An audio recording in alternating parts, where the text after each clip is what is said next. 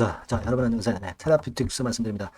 자, 유감스럽게도 여러분 HLB 리보캄넬리주마비 클래스 2 등급을 받았습니다. 그 사실 HLB 테라퓨틱스가 리보캄넬리주마하고 직접적인 연관성은 절대 없어요. 그죠? 네, 테라퓨틱스는 OKN하고 RGN 건입니다.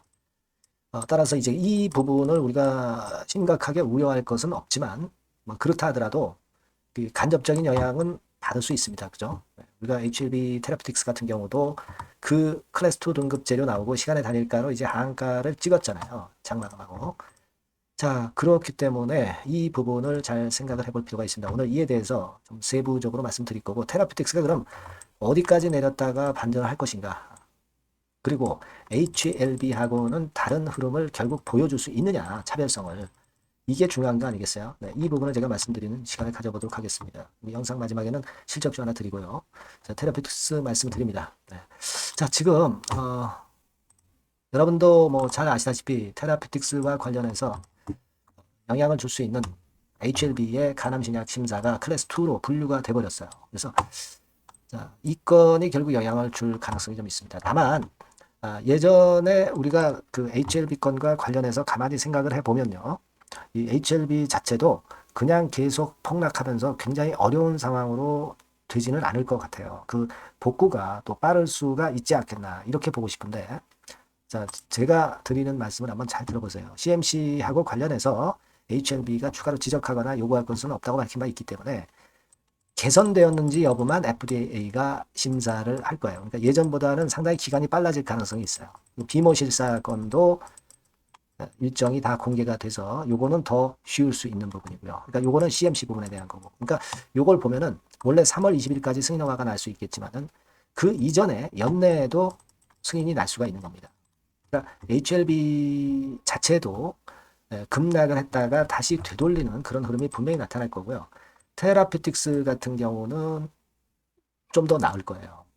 제가 HLB에 대해서는 이 HLB를 영상을 찍었고요. 그리고 이 테라피틱스에 대해서 지금 찍고 있는데, 가만히 보시면 예전에도 CRL 받았을 때 테라피틱스 같은 경우는 여기부터 여기까지 내렸었죠. 한 40% 정도 내렸다가 금방 복구가 좀 되는 그런 수준을 보였어요. 그죠?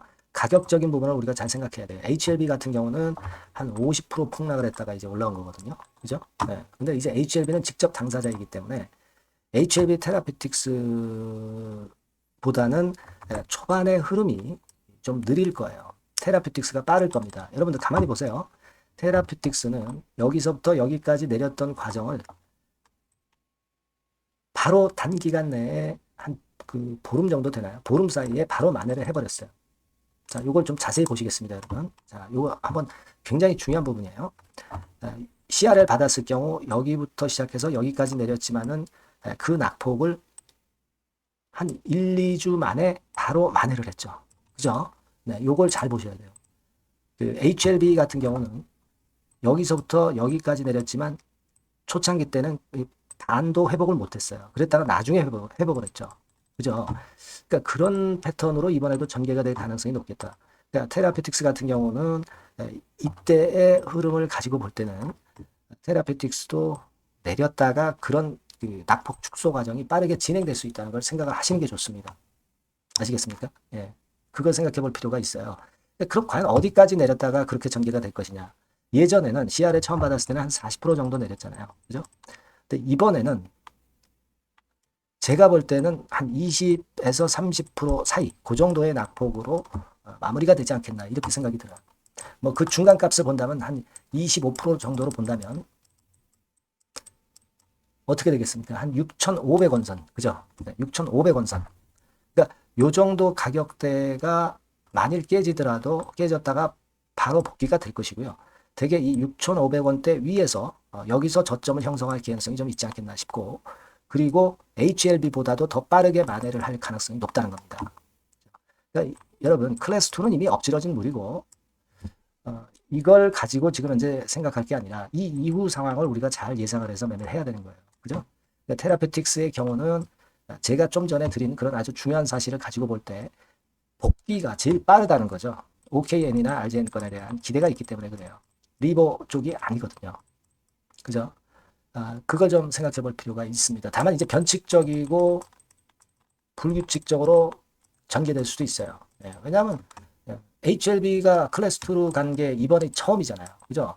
그러니까 새로운 상황이기 때문에 변칙적이고 불규칙적으로 전개가 될 수도 있습니다. 그러니까 이런 건들에 대한 변화 있는 상황에서는 변화된 매매 패턴이나 변화된 저점, 타점을 우리가 예상을 하는 게 중요합니다. 그죠? 그래서 여러분들이 테라퓨틱스라고 꼭 문자를 좀 주시면 좋겠어요. 그래야 제가 지속적으로 변화된 정보나 사인을 드린단 말이에요. 이 바뀐 새로운 번호로 꼭 테라퓨틱스라고 문자를 꼭 주시기 바랍니다. 그래야 제가 여러분을 업데이트하고 AS를 드릴 수가 있어요. 꼭 하셔야 될 것으로 이렇게 보여지고 문자 많이 보내주시고요. 좀 더 궁금한 사항은 문자로 적어주시면 제가 최선을 다해서 도와드릴 수도 있습니다. 그렇게 말씀드릴게요. 자, 그리고 제가 턴어라운드 실적주 하나 말씀드릴 테니까 이거는 말씀 잘 듣고 대박 한번 내보세요.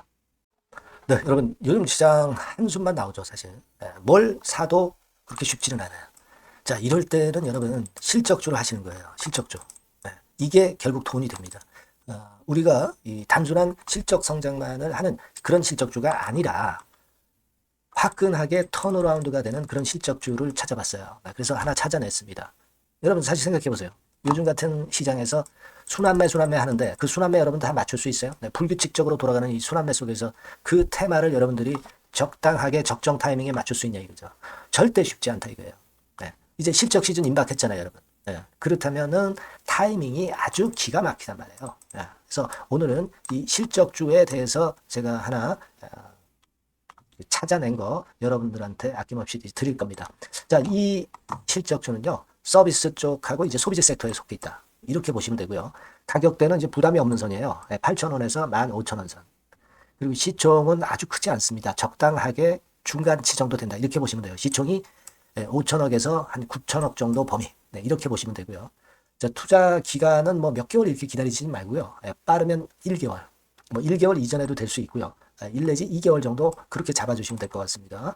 목표는 더블이에요. 예전의 영업이익보다 훨씬 이번에 날 거로 그렇게 보지만 제일 보수적인 가격이 더블 가격이에요, 여러분.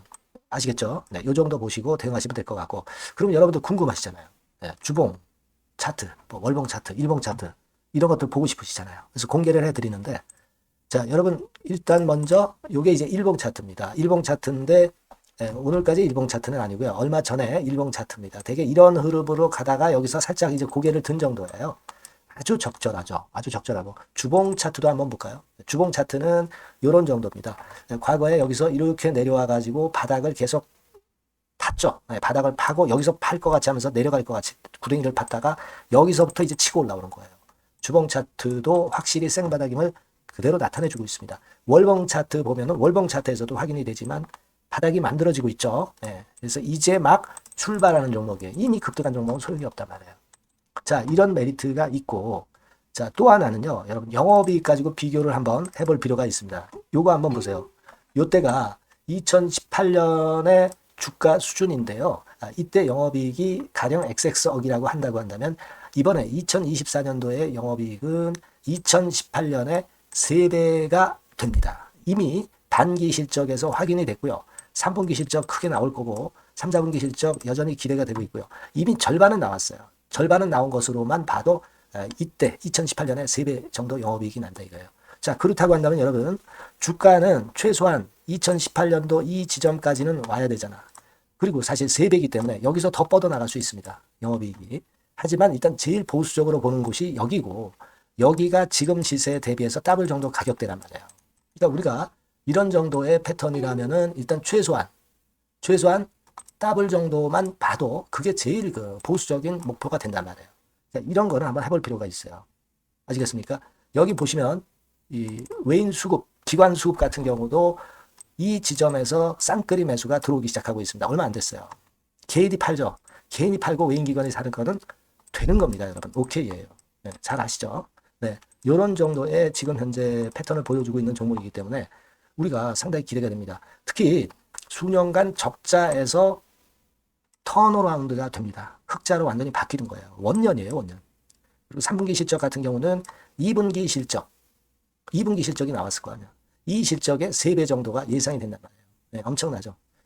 그리고 작년엔 적자였고요, 당연히. 그리고 가장 중요한 건데 중단되었던 대박 기대 사업이 다시 날개를 펼치기 시작하는 원년이 되고 있고요. 특히 그 제주도의 대박 사업은 이게 한 달간 수백억 매출이 이미 돌파가 됐습니다.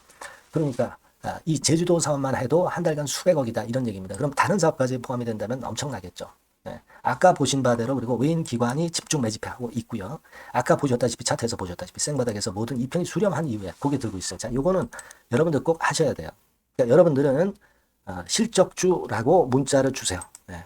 실적주라고 문자를 주시면 제가 최선을 다해서 여러분들을 도와드릴 겁니다. 요번에 바뀐 새로운 번호 이걸로 실적주 이렇게 문자를 주시면 제가 최선을 다해서 매수부터 매도 그리고 중간에 주가 AS까지 계속 업데이트해서 드릴 겁니다. 여러분 요 정도 꼭 해서 대박 한번 꼭 내시기 바랍니다. 실적주라고 보내주세요. 네, 감사합니다.